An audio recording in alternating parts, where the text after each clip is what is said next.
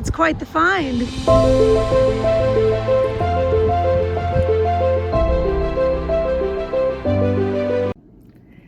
Hello friends, and welcome back to Crow's Thrifty Finds. My name is Melanie, coming to you from my office today. I almost never do this, but I had a little bit of time on my break, so I thought that I would just record the video here. So this week's video, we're gonna talk BOLOS this week. So for any of you that don't know, BOLO is an item that you want to be on the lookout for to find and buy and then resell on eBay. So these items are going to be very specific items. Now these are going to be toys that we're talking about today, but we're not talking about vintage toys, though those are my personal favorite to pick up. We are actually going to talk about newer toys, like toys from the last 10 or so years. So these may be toys that your kids played with, or you had grandkids that played with, that, you know, may still even be kicking around your house and they don't want them anymore. So you are able to sell them and make some money, or it's just something to be on the lookout for when you're thrifting. But a lot of people spend time talking about vintage toys, but they don't necessarily talk a lot about the newer stuff. But there are a lot of newer toys that carry value. So today I am going to share what some of these figures are from my own personal research, because I got curious about my own kids' toys, and you know, I also found some stuff recently while thrifting. So let's talk about what I found first recently while thrifting. This was a really exciting find. So I found, this show was on Nickelodeon, it's called Go Diego Go. This is a mobile rescue unit. So I paid $25 for this set I got it at Salvation Army, and it was brand new, just like this one. And this thing sells new for just under $200. Probably could sell it for $200 too. So that was a huge find. I'm really excited to sell it, and we will see how I do with that. But yes, that toy was just something I found recently, and that's kind of what got me thinking about, you know, newer toys. But I'm actually going to talk more so about used prices over new. That just happened to be something I found that got me thinking. So that was the inspiration for this video. But let's talk about other toys that sell very well, and toys you could find used that you can resell for big money. So first off, we've got a Peppa Pig toy. Many kids still watch Peppa Pig to this day, so this is a pretty popular show, right? So there's a character on the show called Mr. Potato, and maybe you should say British, because that's what they say, Mr. Potato. So Mr. Potato, if you find anything Mr. Potato, you want to pick it up, because it's not just one singular Mr. Potato item. It's almost every Peppa Pig Mr. Potato item has some value to it. I'm going to just use this one as an example. So this Peppa Pig Mr. Potato figure sells for $88, consistently in that range. So this isn't just like one little freakish sale that did well. Like there's a lot of Mr. Potato figures that sold for that. And of course, if you find this new, even more. So well into the hundreds for a new Mr. Potato figure. So you definitely want to be on the lookout for that. Next, we're going to talk about Magnetiles. I may have mentioned Magnetiles before, but it is a nice reminder. These toys are still made to this day. They're expensive to buy, and when it comes to reselling, you can find them. I've found Magnetiles quite a few times. Some people do list them on like Facebook Marketplace for a lot of money. So, you know, it may not always be cheap to find these, because people bought them not long ago and remember how much they paid, but they do hold their value. So if you have Magnetiles in your house that your kids no longer play with, you could sell those and make some good money, resale.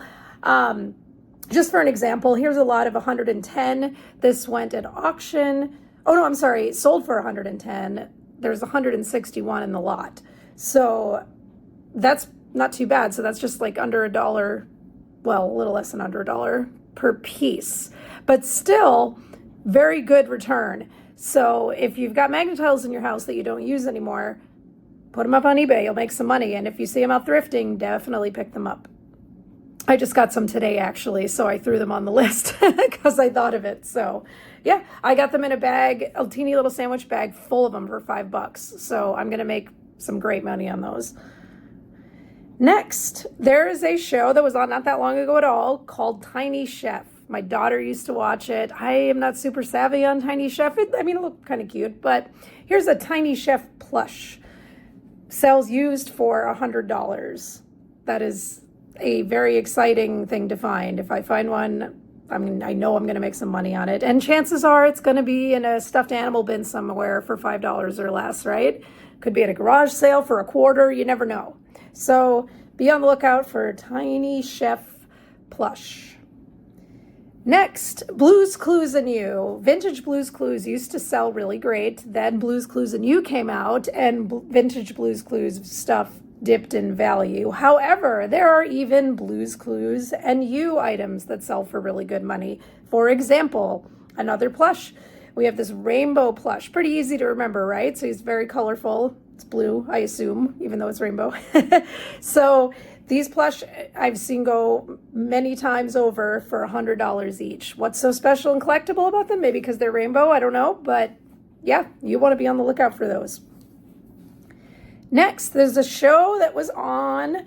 I don't know if it's still on anymore. I've heard of it, but it's called Abby Hatcher.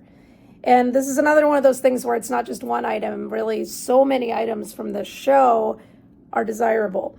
So this is an example. We have a bike and action figure set here that sold used for $250. And then here we have an Abby Hatcher plush sold for $127. I've mentioned Go-Go Corey Carson numerous times, and this is kind of similar to that, where it's like anything from it is going to be valuable, because my guess is it was kind of a low production line, but still something that people are interested in. And again, not super old. This stuff could be in your home.